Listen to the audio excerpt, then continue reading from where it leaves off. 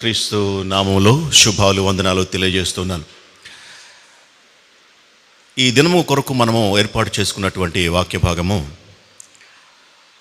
Mark సువార్త 4వ అధ్యాయము 30వ వచనం నుండి 34వ వచనం వరకు మనం చదువుకున్నాం. మార్కు సువార్త 4వ అధ్యాయము 30 వచనం నుండి 34 వరకు చదువుకున్నాం. యేసు ప్రభు ఇక్కడ ఒక ఉపమానమును తెలియజేస్తూ ఉన్నాడు. అయితే ఆ ఉపమానము కొరకు ఆయన ఉపయోగించినటువంటి అంశమును గురించి ఇది మనము ధ్యానం చేద్దాం. ఆయన పరలోక రాజ్యము గురించి చెబుతూ పరలోక రాజ్యము ఈ విధంగా ఉన్నదని ఆయన తెలియజేస్తూ ఆయన అంటాడు, ఒక ఆవగింజను పోలి ఉన్నది అని అంటాడు. ఆవగింజ అనేటువంటిది చాలా చిన్నది. ఇంకా ఇక్కడ చెప్పాలంటే లేఖనానుసారంగా భూమి మీద ఉన్న విత్తనములన్నిటికంటే చిన్నది అని చెప్పి రాయబడింది. ఒక చిన్న విత్తనంను తీసుకొని దేవుడు ఒక గొప్ప సత్యాన్ని బోధిస్తూ ఉన్నాడు. మనము మన అనుదిన జీవితంలో, మన యొక్క దైనందిన జీవితంలో పెద్ద పెద్ద వాటికే తప్ప చిన్న చిన్న వాటికి పెద్ద ప్రాముఖ్యతనియ్యం. ఆకారంలో పెద్దగా ఉండాలని కోరుకుంటాం, ఎత్తుగా ఉండాలని కోరుకుంటాం, రూపంలో ఆకర్షణలో చక్కగా ఉన్నతంగా ఉండాలని కోరుకుంటాం, సంఖ్యాబలంలో చాలామంది ఉండాలని కోరుకుంటాం. ఏ విషయంలోనైనా సంఖ్యా బలం ఉండాలని కోరుకుంటాం. సంపద విషయంలో కూడాను బాగా ఎక్కువ ఉండాలని కోరుకుంటాం. అది మనుషుల యొక్క ఆలోచన విధానం. అయితే చిన్న చిన్న వాటిని, చిన్నవారిని ఎవరో కూడాను కోరుకోరు, ఎవరో కూడాను వారి గురించి ఆలోచించరు. చిన్న చిన్న విషయాలను గురించి పట్టించుకోరు. చిన్న విషయాలను చిన్న చూపు చూడటం మనుషులకు అలవాటు. చిన్నవారిని చిన్న చూపు చూడటం, తక్కువ చేసి చూడటం మనుషులకు అలవాటు. అసలు లెక్కలోకే తీసుకోరు చిన్నవారిని, చిన్న విషయాలను, చిన్న సంగతులను. అయితే దేవుడు అలాగ చేసేవాడు కాదు. చిన్న విషయాల గురించి ఇక్కడ మాట్లాడుతున్నాడు. చాలా చిన్న ఒక గింజ విషయం ఇక్కడ ప్రభు మాట్లాడుతున్నాడు. ఓకే, ఆ గింజ విషయం మాట్లాడుతూ ఆ వెనకాల ఉన్నటువంటి గొప్ప పరలోకపు సత్యాన్ని వివరించడం ఆయన యొక్క ఉద్దేశం.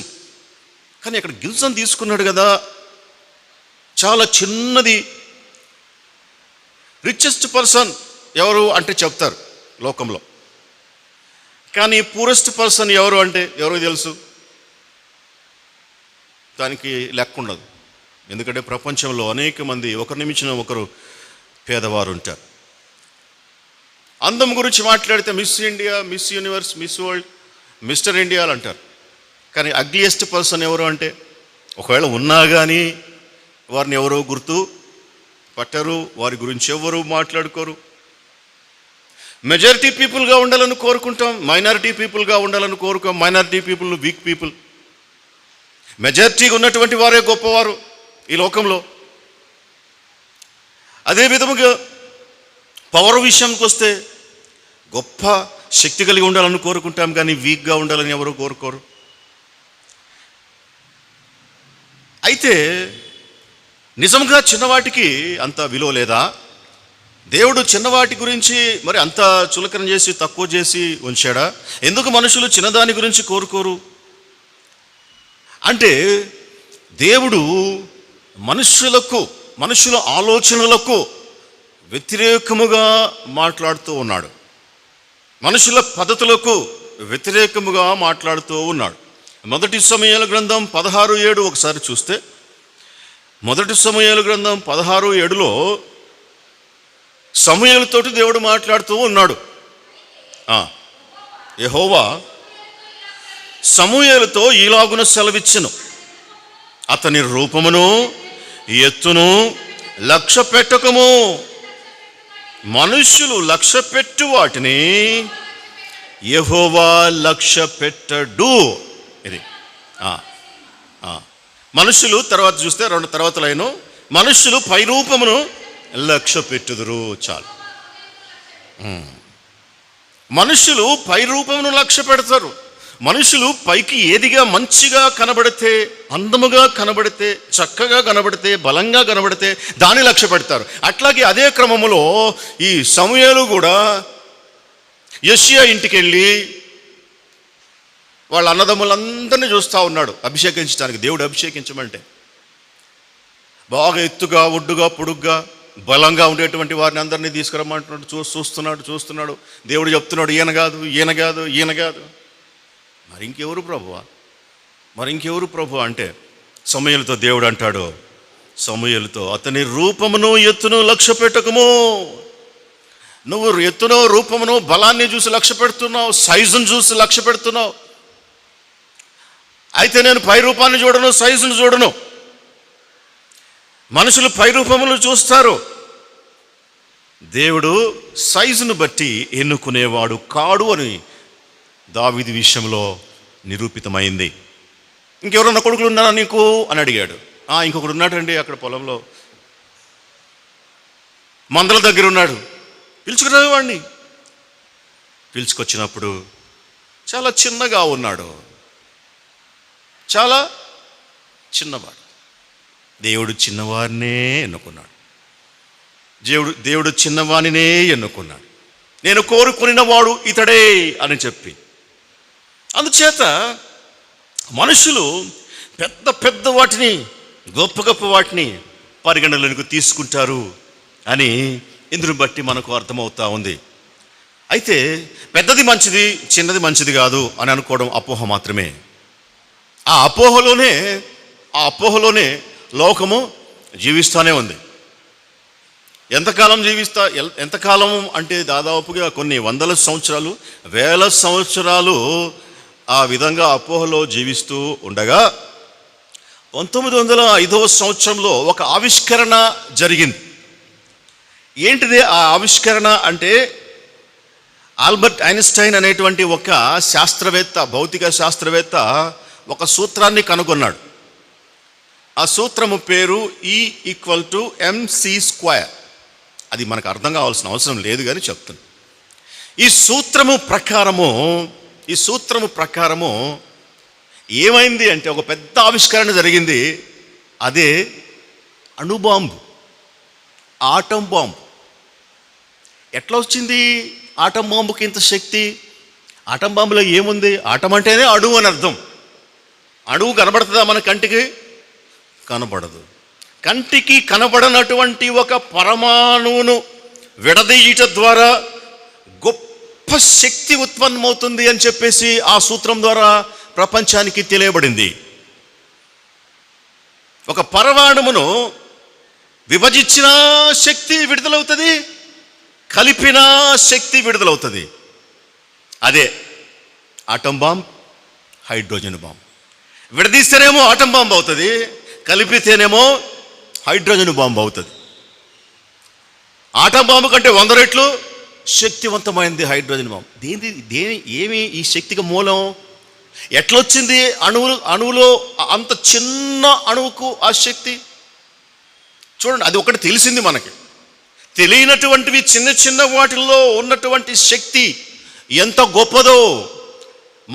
మనుషులకి అన్ని పెద్దవి కావాలి, గొప్పవి కావాలి, వాటిని మాత్రమే లక్ష్య పెడతారు. కానీ చిన్న అణువులో ఉన్నటువంటి ఇంత గొప్ప శక్తి తెలుసుకున్న తర్వాత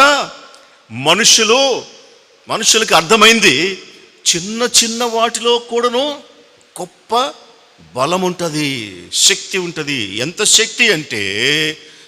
శక్తి అంటే ఇప్పుడు ఉన్నటువంటి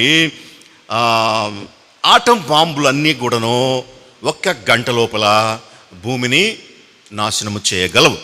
భూమి మొత్తాన్ని ఇప్పుడు అన్ని దేశాల్లో ఉన్నటువంటి అటామిక్ పవర్ తోటి ఒకే 1 గంట లోపల ప్రపంచం మొత్తము జీవం అనేది లేకుండా నాశనము చేయగలిగేంత శక్తి ఈ అణువుకు ఉంది. చాలా చిన్నది.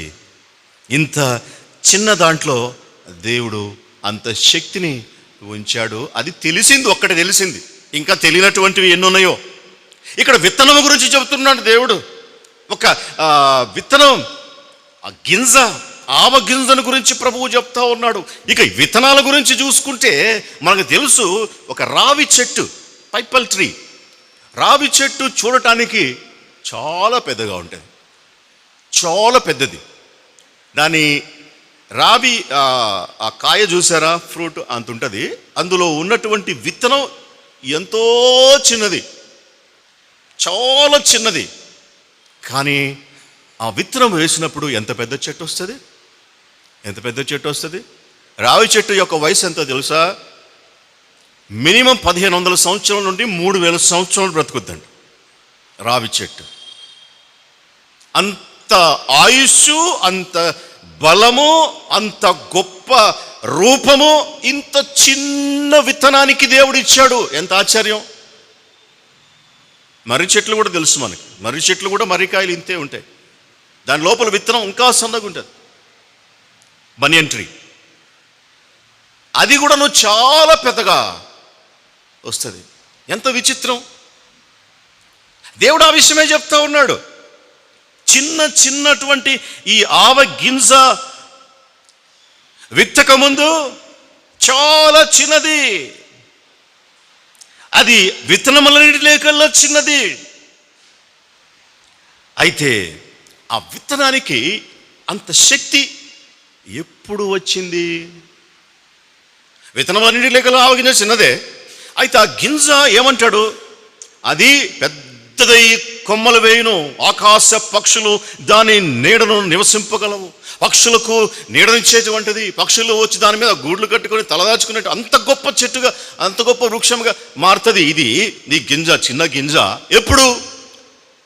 ఎప్పుడు అంటే ఇక్కడ యేసుప్రభు ఒక మాట స్పష్టంగా చెప్తా ఉన్నాడు. ఆ విత్తనంకు ఆ శక్తి ఎప్పుడు వస్తుంది అనగా,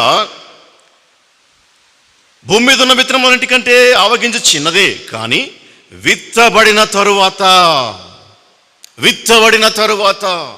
ఆ విత్తనము మట్టిలో పడిన తరువాత, మట్టిలో పడకుండా ఉంటే ఆ విత్తనం ఎప్పటికీ కూడాను అది విత్తనముగానే ఉంటుంది, ఇంతగానే ఉంటుంది. ఆ రూపం ఇంతే ఉంటుంది.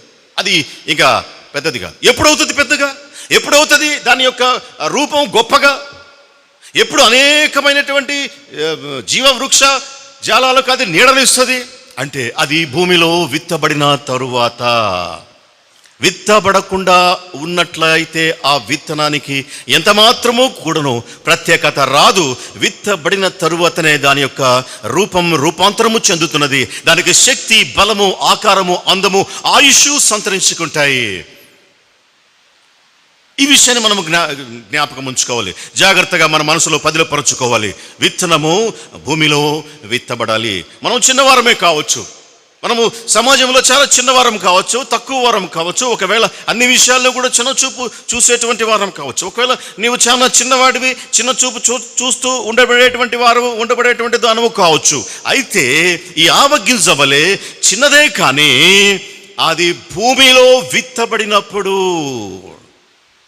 క్రీస్తులో ఒకడు నిలిచి ఉన్నప్పుడు,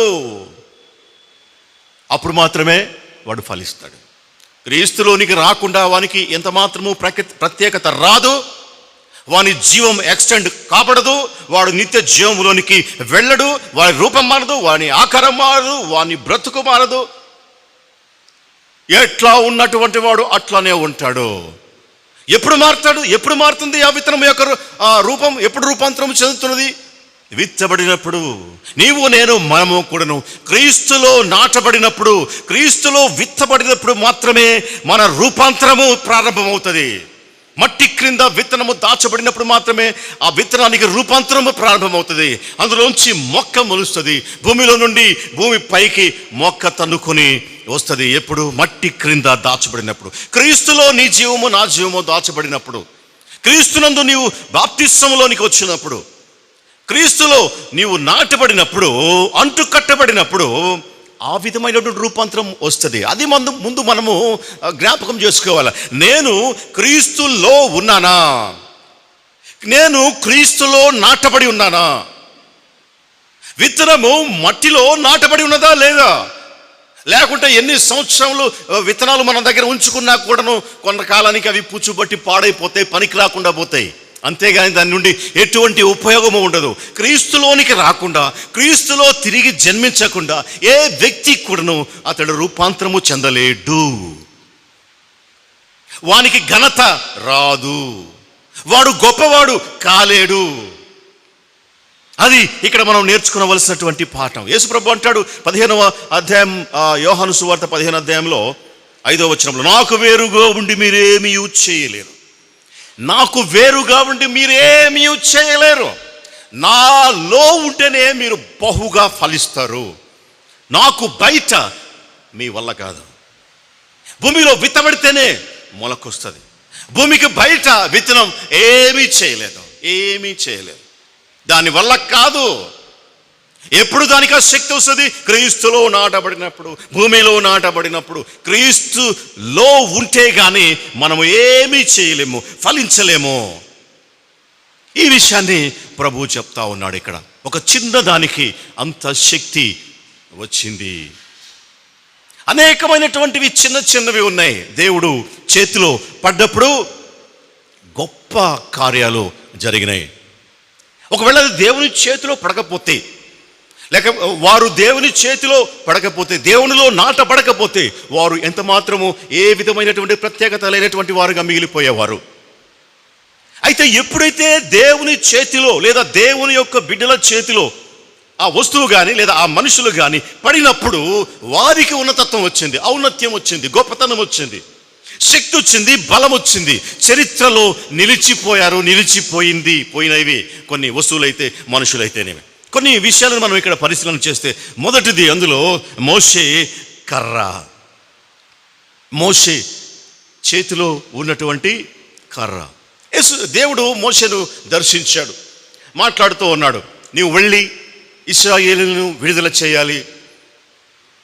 నువ్వు ఐగుప్తుకు వెళ్ళి ఆ దాస్యంలో ఉన్నటువంటి నా ప్రజలను నువ్వు విడుదల చేయాలి. అప్పటికి వయస్సు 80 సంవత్సరంలో మోషేకు. అక్కడ మిద్యాను అనేటువంటి ప్రాంతంలో ఒక పరదేశిగా ఉండి, అక్కడ తన మామ అయినటువంటి ఇత్రో మందలను కాసుకుంటూ, ఆ మామ ఒక పిల్లనిస్తే ఆ పిల్లని పెళ్లి చేసుకొని అక్కడ ఉన్నాడు. అప్పుడు దేవుడు మాట్లాడుతూ ఉన్నాడు, నువ్వు వెళ్ళు అంటే ఆయన అన్నాడు, వారు నా మాట నమ్మరు, దేవుడు నీకు ప్రత్యక్షము కాలేదు అంటారు,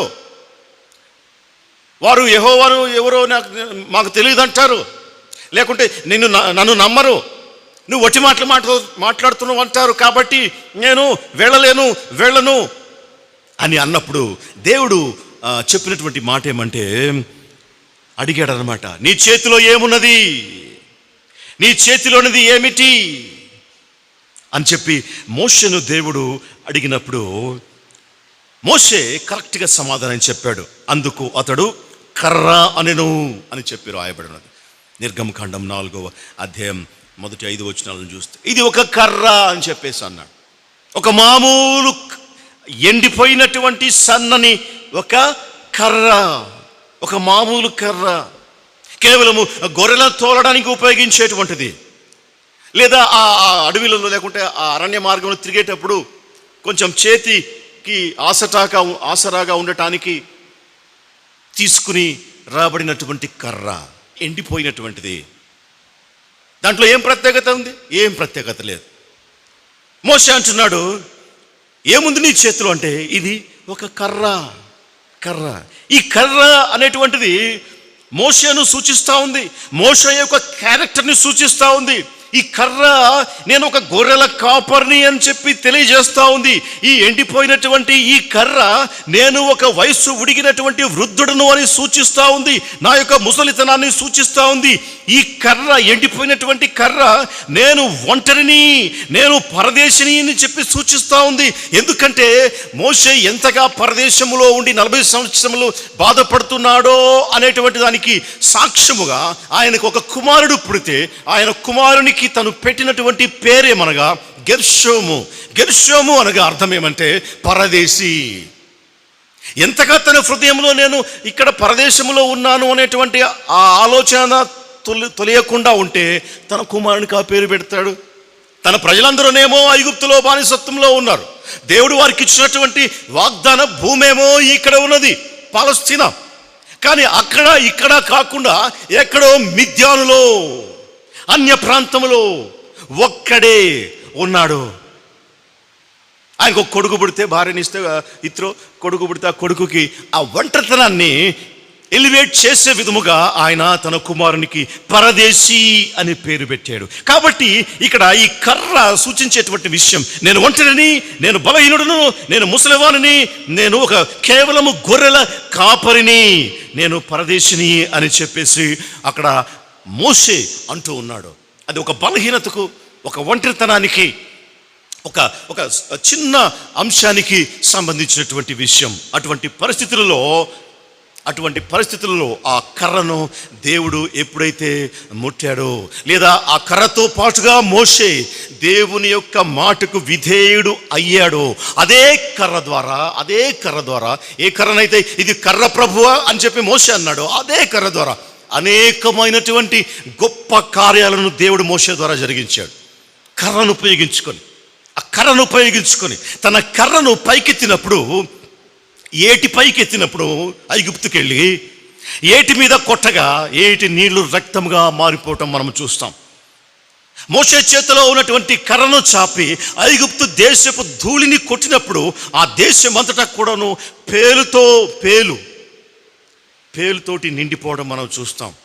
నల్లులు అంటారు, పెద్ద మిన్నల్లి అని చెప్పి రాయబడింది బైబిల్. దేశమంతా నల్లులు.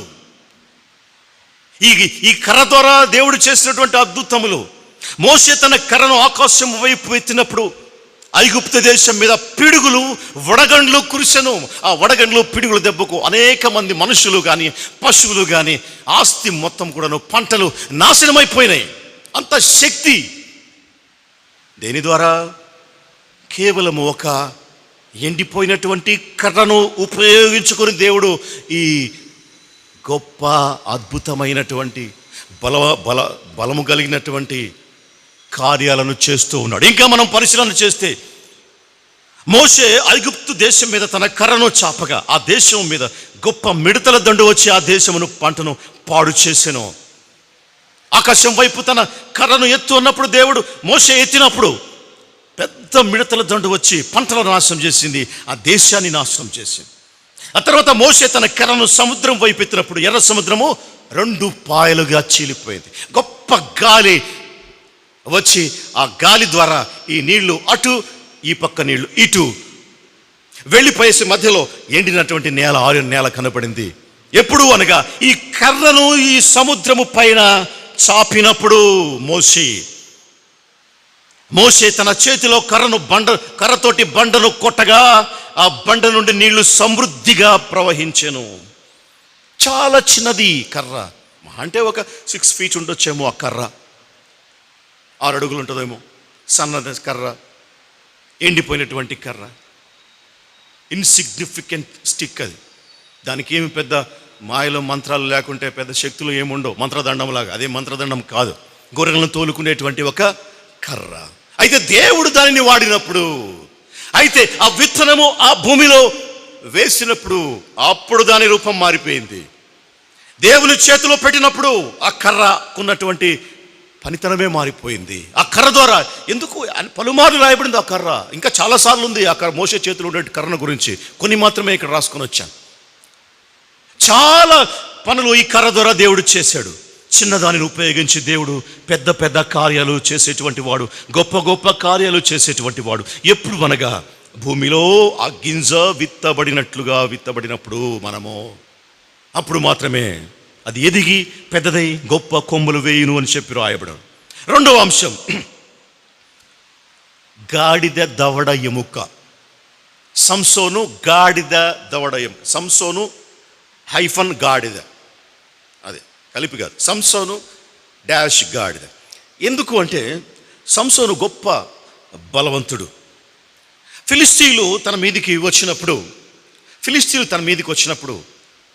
ఇశ్రాయేలీయులు వచ్చి చెప్పారు, నీ మీదికి ఫిలిస్తీన్లు వచ్చారు, ఫిలిస్తీన్లు వచ్చి నీ మీదకి దండెత్తి వచ్చారు. నువ్వు చేసినటువంటి పనిని బట్టి నువ్వు నక్కలను వదిలిపెట్టి వారి పంటను నాశనం చేసావు, నక్కల తోకలకు నువ్వు దివిటీలు కట్టి, కాబట్టి వారు మా పట్టణాలు నాశనం చేయడానికి వచ్చారు, కాబట్టి నేను నీ దగ్గర తీసుకుని వచ్చాం, ఈ కార్యం చేసినటువంటి వాడు నీవు కనుక అన్నప్పుడు, అప్పుడు ఆ ఆ సంసోను చేసినటువంటి పని ఏమంటే, ఆ గాడిద దవడ ఎముకను తీసుకుని అక్కడ అక్కడ ఎప్పుడో చనిపోయి పడిపోయింది ఒక గాడిద.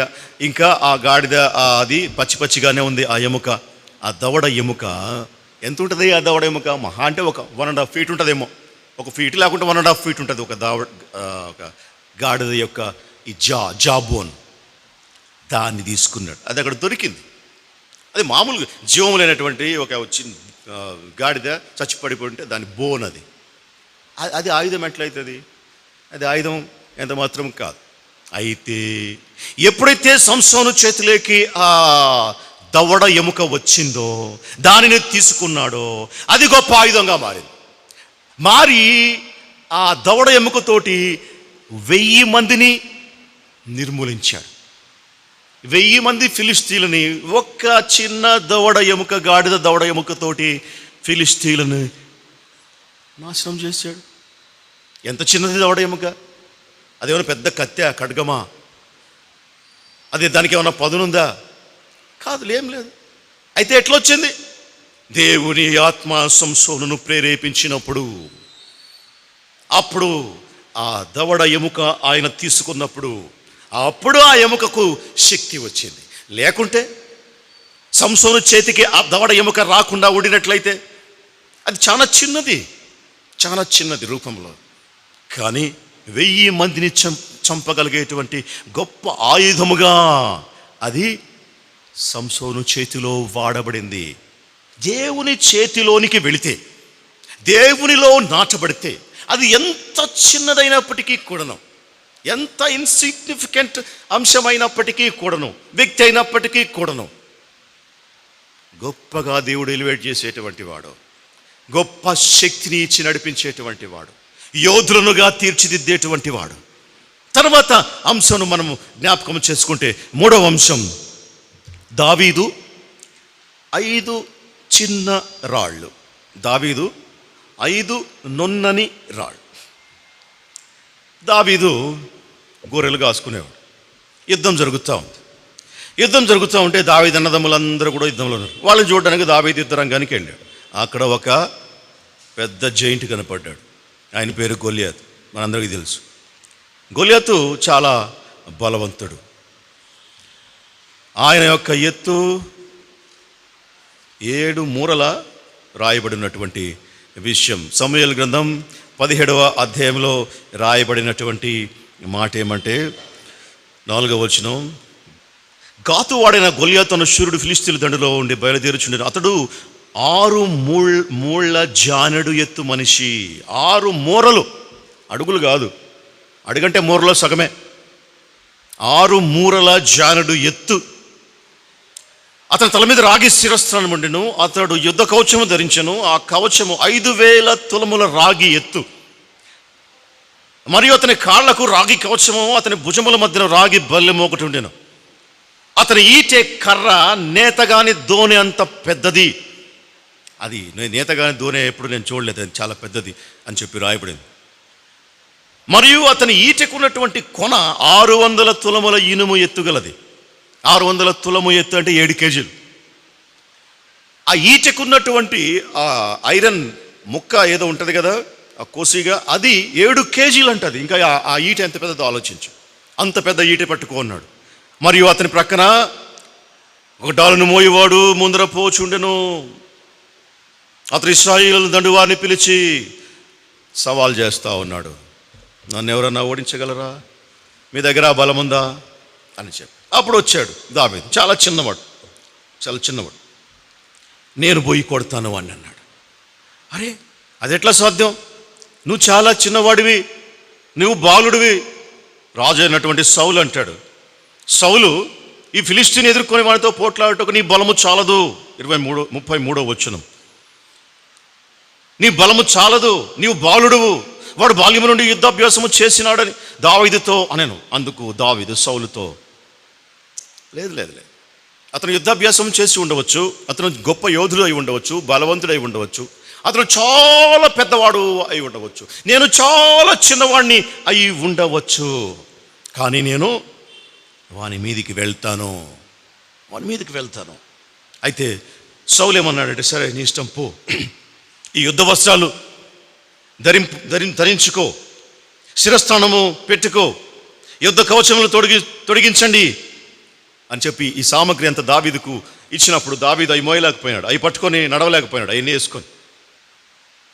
దావీదు ఇవి నాకు వాడుక లేదు, వీటితో నేను వెళ్ళలేనని సౌలుతో చెప్పి వాటిని తీసివేసి, దావీదు చేసినటువంటి పని ఏమంటే 40వ వచనం, తన కర్ర చేత పట్టుకొని ఏటి లోయలో నుండి 5 నున్నని రాళ్లను ఏరుకుని తన వద్దనున్న చిక్కములో ఉంచుకుని ఒడిసెల చేత పట్టుకుని ఆ ఫిలిస్తీని చేరువకు పోయెను.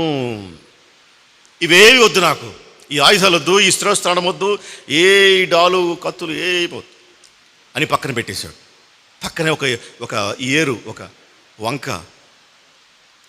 అక్కడికి వెళ్ళాడు, ఆ వాగులోనికి వెళ్ళాడు, ఆ ఏటిలోనికి వెళ్ళేసి చిన్న చిన్న రాళ్ళు, నున్నని రాళ్ళు, ఒడిసెల్లో ఎంత రాయి పెడతారు, ఒడిసెల్లో రాయి ఇంతే ఉంటుంది, ఇంత రాయి పెడతారు మ్యాక్సిమం, ఇంతకంటే పెద్ద రాయి పెట్టరు ఒడిసెల్లో. 5 ఏరుకున్నాడు, 5 సంచులు పెట్టుకున్నాడు. ఆ రాళ్ళు పట్టుకొని చేతిలో కర్ర ఉంది, ఒడిసెలు ఉంది, సంచిలో 5 రాళ్ళు ఉన్నాయి, ఇవి పోయాడు. ఇంకా అప్పుడు ఆ గొల్లియతుకు చాలా కోపం వచ్చింది. నేను ఇంత హంగు ఆర్భాటంతో ఇంత బలవంతుడై ఉంటే, ఎంత కంట్లో కూడా పట్టలేదు, నలుసు లాంటాడు, ఇంతోడు చిన్నోడు నా మీదకి యుద్ధానికి వస్తున్నాడు ఏంది అంటున్నాడు, కర్ర తీసుకొని నా మీదకి వచ్చుచున్నావే, నేను కుక్కనా అని దావీదుతో అంటున్నాడు. కర్ర తీసుకొని వస్తున్నావు చేతిలో పట్టుకొని, ఏమనుకుంటున్నావు నువ్వు, నన్ను నేను కుక్కనా అని చెప్పి శపిస్తా ఉన్నాడు. తన దేవతల పేరు చెప్పి దావీదును శపిస్తా ఉన్నాడు. నా దగ్గరికి రా, నీ మాంసముని ఈరోజు ఆకాశ పక్షులకు మృగాలకి నేను వేస్తానని చెప్పేసి దావీదుతో అంటున్నాడు. అంటే దావీదు, నీవు ఈటయు బల్లెమును ధరించుకుని నా మీదకి వచ్చుచున్నావు, అయితే నీవు తిరస్కరించిన ఇశ్రాయేలు సైన్యములకు అధిపతియగు యెహోవా పేరిట నీ మీదకి నేను వచ్చుచున్నాను. ఈ దినమున యెహోవా నిన్ను నా చేతికి అప్పగించును, నేను నిన్ను చంపి నీ తల తెగ నరికి వేతును. ఇశ్రాయేలులో దేవుడున్నాడని లోకమంతయు తెలుసుకున్నట్లు నేను ఈ దినమున ఫిలిస్తీయుల యొక్క కళేబరములు ఆకాశ పక్షులకు మృగములకు ఇతును అని చెప్పేసి ఆ ఒడిసెలలో ఒక్క రాయే తీసుకున్నాడు. తీసుకోవడానికి 5 రాళ్ళు తీసుకున్నాడు, కానీ ఆ ఒడిసెలలో పెట్టిందేమో ఒక్క రాయే, ఒక చిన్న రాయి తీసుకొని ఆ ఒడిసెలలో 49వ వచనం, తన సంచిలో చేయి వేసి అందులో నుండి ఒక రాయి తీసి ఒడిసెలతో విసిరి ఆ ఫిలిస్తీని నుదుట కొట్టెను. ఆ రాయి వాని నుదురు చొచ్చినందున వాడు నేలను బోర్లా పడెను. ఒక చిన్న రాయితోటి అంత గొప్ప బలవంతుణ్ణి చంపగలిగాడు. ఎట్లా అంటే దావీదు వచ్చాడు సాక్ష్యం, నేను కత్తులతోటి రాలేదు, డాళ్ళు తీసుకొని ఈటలు తీసుకొని రాలేదు, నేను ఇశ్రాయేలు దేవుడు సైన్యములకు అధిపత్యకు యెహోవా పేరిట నీ మీదికి వచ్చుచున్నాను. నిన్ను రక్షించేది నీ కత్తి కాదు, నిన్ను రక్షించేది నీ డాలు కాదు, నిన్ను రక్షించేది నీ ధనము కాదు, నీ బలము కాదు. రక్షణ యెహోవా వశము, ధనము రక్షింపజాలదు, గుర్రముల బలము అక్కరకు రాదు, నీ ధనము నిన్ను రక్షింపజాలదు. నరుల కాలి సత్తువ ఎందు ఆయన ఆనందించడు. దేవుడు బలము చేత, అంటే ఈ లోక సంబంధమైనటువంటి బలము ఏదైతే ఉన్నదో అది గొప్పదని అనుకుంటున్నావో దాని ద్వారా ఎప్పటికీ రక్షింపబడవు అంటున్నాడు. ఇక్కడ దావీదు అంటున్నాడు 47వ వచనంలో, యెహోవా కత్తి చేతను ఈట చేతను రక్షించువాడు కాడు అని ఈ దండువారందరూ తెలుసుకుందరు. యుద్ధము యెహోవాది. యెహోవా కత్తి చేత కానీ, ఈట చేత కానీ, బలము చేత కానీ, మంది చేత కానీ, మార్బలం చేత కానీ రక్షించేవాడు కాడు. 300 మందిని తీసుకొని లక్షల మంది సైన్యాన్ని తోలి పారదోలి వారి దేశము దాటేదాకా పారదోలించాడు. న్యాయాధిపతుల సమయంలో గిద్యోను నాయకత్వంలో కేవలం 300 మంది ద్వారా మహా గొప్ప సైన్యాన్ని ఆయన బలము నుంచి, గుర్రముల నుంచి, ఆయుధముల నుంచి రక్షించేవాడు కాడు. ఆయన ఒక చిన్న రాయి ద్వారా ఒక చిన్న ఒడిసెల ద్వారా గోలియాతును చంపాడు. ఎట్లా వచ్చింది ఆ చిన్న రాయికి? ఒకవేళ ఆ రాయి ఎప్పటికీ కూడాను అక్కడే ఉన్నదనుకోండి, ఆ వంకలో ఉందనుకో, ఆ ఏట్లో ఉందనుకోండి, రాయి రాయిగానే ఉంటుంది.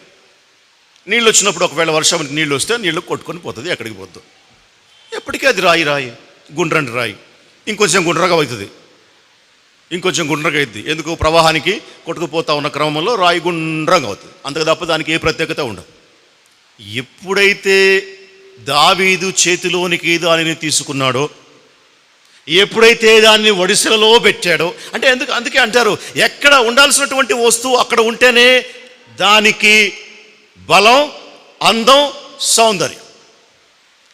నువ్వు ఎవరికి సంబంధించినటువంటి వాడవో అక్కడుంటేనే నీకు బలం, సౌందర్యం. నీవు దేవునికి సంబంధించినటువంటి వాడవు, అప్పుడే నీకు శక్తి. దేవుని దగ్గరికి పోతే విత్తనము నాటడానికే.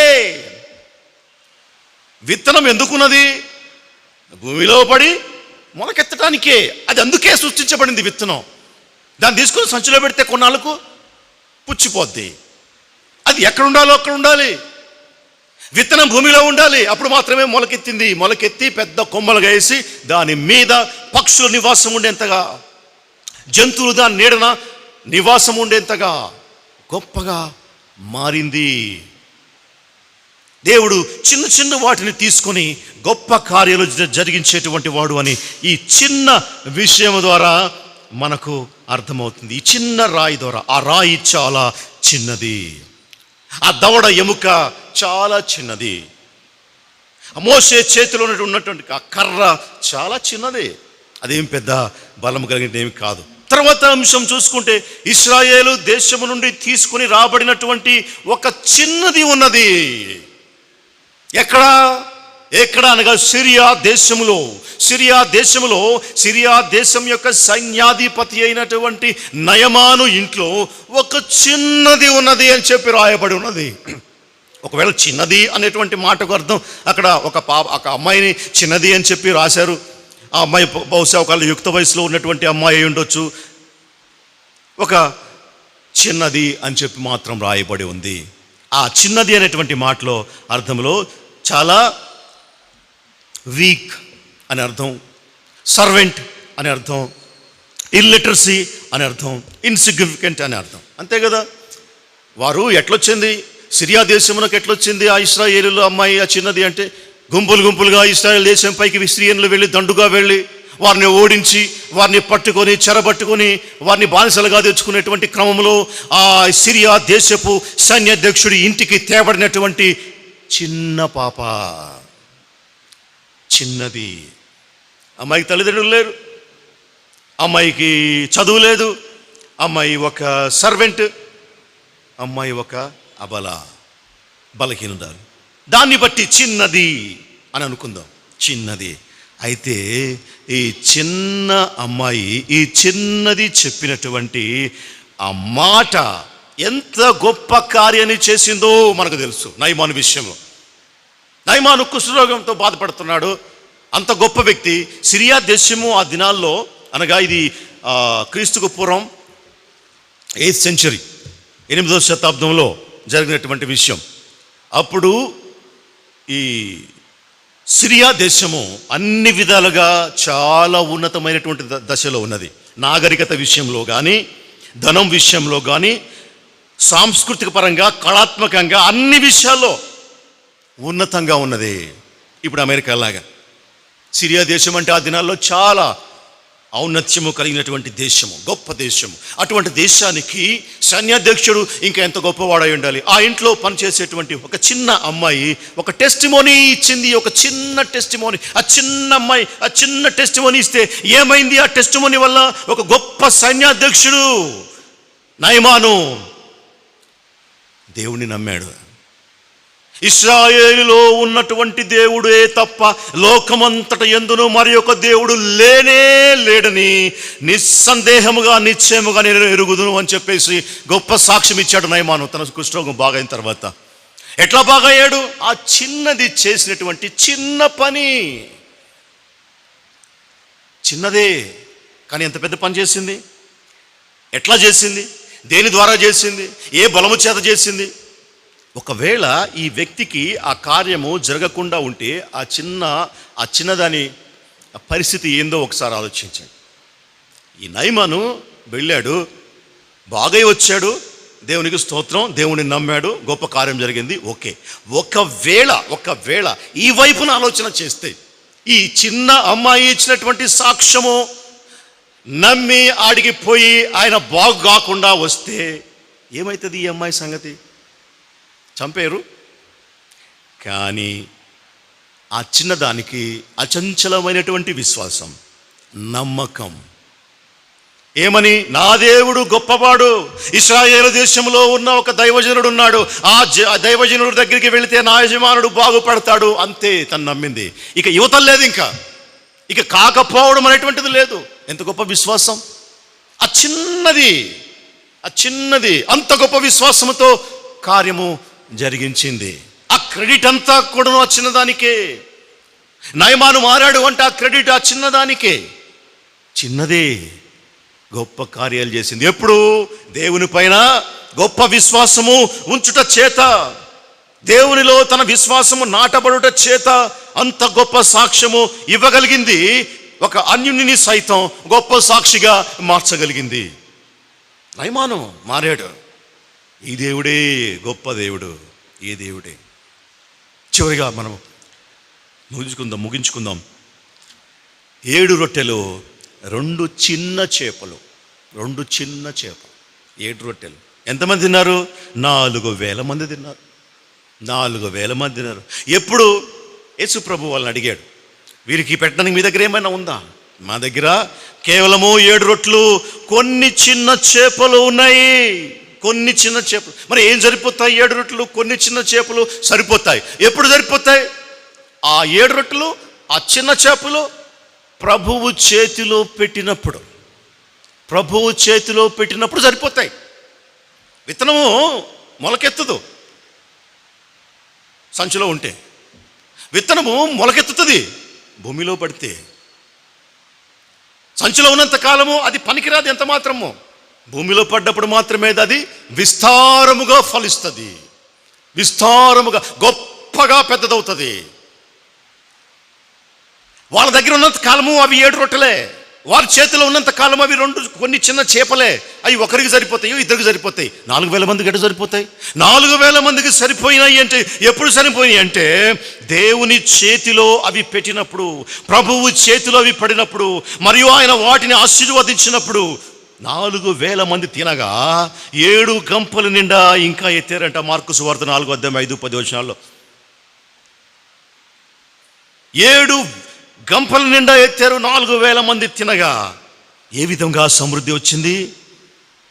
అది ప్రభువు చేతిలో పెట్టినప్పుడు. మనకున్నది చాలా తక్కువ కావచ్చు, మనం చాలా చిన్నవారం కావచ్చు, మనకి ఏమీ లేని వారం కావచ్చు. అయితే ఉన్నదైనా అది చిన్నదైనా అది తక్కువదైనా ప్రభువు చేతిలో పెట్టినప్పుడు అది అభివృద్ధిని అందుతుంది, విస్తారతను అందుకుంటుంది, అనేకులకు ఉపయోగపడుతుంది, అనేకులకు ఆశీర్వాదకరంగా మారుతుంది. ఆవగింజ విత్తబడినప్పుడు చిన్నదే, కానీ అది భూమిలో విత్తబడిన తర్వాత పెద్దదిగా గొప్పదిగా అయినట్లుగా మన దగ్గర ఉన్నటువంటిది ఏదైనా సరే ప్రభువు చేతిలో పెట్టాలి. ఆ విధవరాలు, ఆ పేద విధవరాలు, ఆ 2 కాసులు ఇచ్చేటువంటి విధవరాలు గొప్ప కానుక వేస్తుందని ప్రభు ఎందుకు చెప్పాడు? తన దగ్గర ఉన్నదంతా కూడాను ప్రభు చేతిలో పెట్టింది. తక్కిన వాళ్ళు ఎవరు ప్రభు చేతిలో పెట్టలేదు తమ దగ్గర ఉన్నది. అందుకు ఆమె చాలా ఎక్కువ ఇచ్చింది అన్నాడు. క్రీస్తు ప్రియమైనటువంటి దేవుని బిడ్డలరా, చిన్నవాళ్ళము, నేను చిన్నదానను, బలహీనతలో ఉన్నటువంటి వారము అని చెప్పి మనము అనుకుంటే అది ఎప్పటికీ కూడాను మనం బలహీనులుగానే మిగిలిపోతాం. అయితే మన బలహీనత ఎట్లా ఉన్నవారం అట్లనే యాజ్ ఇట్ ఈజ్గా ప్రభువు చేతిలో మనల్ని మనము సమర్పించుకున్నప్పుడు ఆ గొప్పదనం, ఆ అభివృద్ధి, ఆ శక్తి, ఆ బలం వస్తాయి. ఒక ఎండిపోయిన చేతికర్ర, ఒక చిన్న గాడిద దవడ ఎముక, ఒక చిన్న నున్నని రాయి, ఒక ఇశ్రాయేలు చిన్నది, 7 రొట్టెలు, కొన్ని చిన్న చేపలు, చిన్న చిన్న వాటిని దేవుడు వాడుకొని గొప్ప గొప్ప కార్యములు చేసినప్పుడు, దేవుడు చిన్నవారమైనటువంటి నిన్ను నన్ను మనలను, చిన్నవారమైనటువంటి మనలను వాడు కూడా గొప్ప కార్యాలు జరిగించట. ఈ ఆవగింజలాగా భూమిలో విత్తబడితే గొప్ప చెట్టు అయినట్లుగా. మీకు తెలుసు, యోసేపు చాలా చిన్నవాడు. దేవుడు ఆయనతో మాట్లాడినప్పుడు ఒక 7 ఏళ్ళు ఉంటాయేమో, దేవుడు ఆయనకి తన కలల ద్వారా మాట్లాడాడు. ఆ దేశం మీదకి కరువు రాబోతుందని మాట్లాడాడు. ఆ దేశం కరువు వచ్చినప్పుడు వాళ్ళ అన్నదమ్ములందరూ కూడాను ఆయనకు నమస్కారం చేస్తారని దేవుడు మాట్లాడాడు. ఎప్పుడు మాట్లాడాడు? చిన్నవాడిగా ఉన్నప్పుడు మాట్లాడాడు. చిన్నవాడిగా ఉన్నప్పుడు మాట్లాడాడు. సమూయేలు చాలా చిన్నవాడు.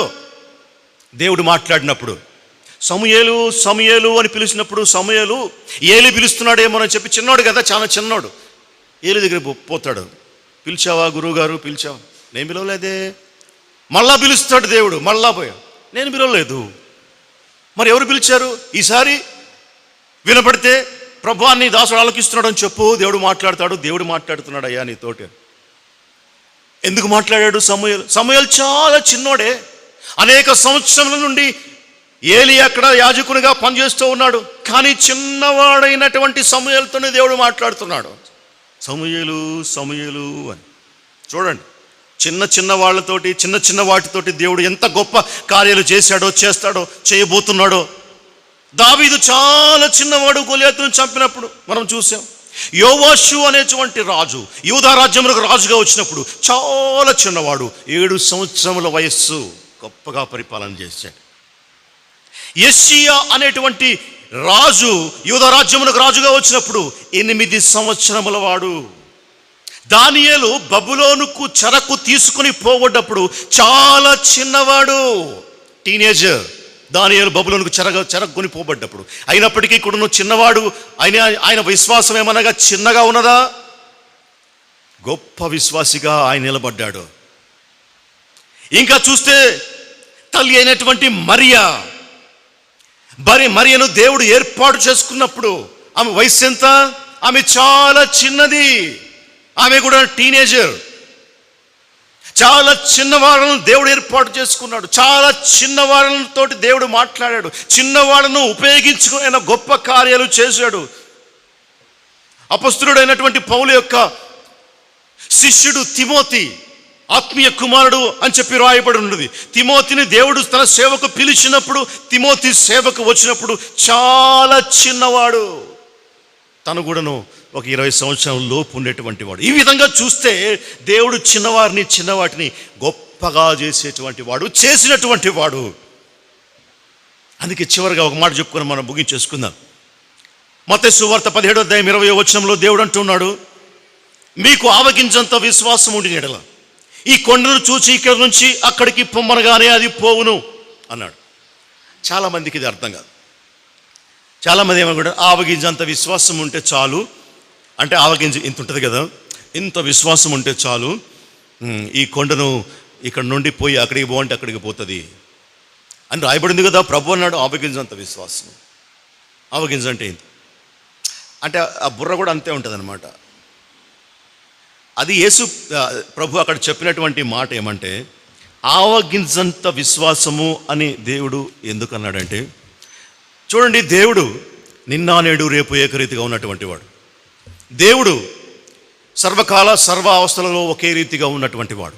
వర్తమాన భూత భవిష్యత్ కాలంలో దేవుడికి ఏకరీతిగా ఉన్నవి.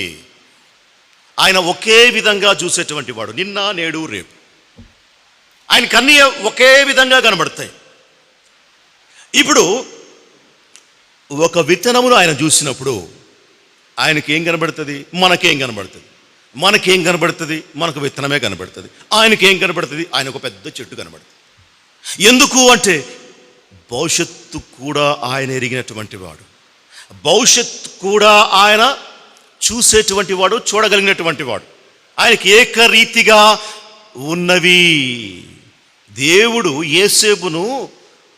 యేసేపుకు రెవల్యూషన్ ఇచ్చినప్పుడు యేసేపును చిన్నవాడిగా చూడలే. అందుకే యేసేపుకు అంత గొప్ప రెవల్యూషన్ ఇచ్చాడు భవిష్యత్తుకు సంబంధించినటువంటిది. యేసేపును దేవుడు చిన్నవాడిగా ఎప్పుడు కూడా చూడలే, గొప్ప నాయకునిగా చూశాడు. ఐగుప్తు దేశానికి ఒక ప్రధానిగా చూశాడు. అందుకే ఆయనతోటి మాట్లాడాడు ఆ వయసులో. చిన్నవాడు కదా, ఆయనతో ఎందుకు మాట్లాడాలి? నీ దృష్టికి చిన్నవాడేమో, కానీ నా దృష్టికి కాదు కదా. దేవుడి దృష్టికి చిన్నవాడుగా కాదు, పెద్దవాడిగా కనబడతాడు. ఎందుకు? ఆయన భవిష్యత్తులో కూడా చూడగలిగినటువంటి దేవుడు కాబట్టి. చిన్న సమూయేలును ఆయన ఎట్లా చూశాడు? గొప్ప ప్రవక్తగా చూశాడు. అందుకే సమూయేలుతో మాట్లాడాడు, సమూయేలు నీతో మాట్లాడాలి. చిన్న దావీదును ఆయన చిన్న దావీదులాగా, ఒక గొర్రెల కాపరిలాగా ఆయన చూడనే లేదు. దేవుడు ఎట్లా చూశాడు? ఒక గొప్ప రాజుగా చూశాడు. ఒక దేశానికి ఆయన తన జనులను పాలించేటువంటి వారి గొప్ప పరిపాలన దక్షత కలిగినటువంటి రాజుగా ఆయన చూశాడు. అందుకే దావీదుని ఎన్నుకున్నాడు. మనుషులు చూసేటువంటి దానిని నేను చూడను. మనుషులు పై రూపమును చూసేదరు, కానీ దేవుడు చూసాడు. దేవుడు భవిష్యత్తును కూడా చూసేటువంటి వాడు. ఒక చిన్న మరియమ్మను, ఒక టీనేజర్ను అందరూ చూస్తే చిన్నపిల్ల అనేవారు, కానీ దేవుడు అటు చూడలేదు. ఎట్లా చూశాడు?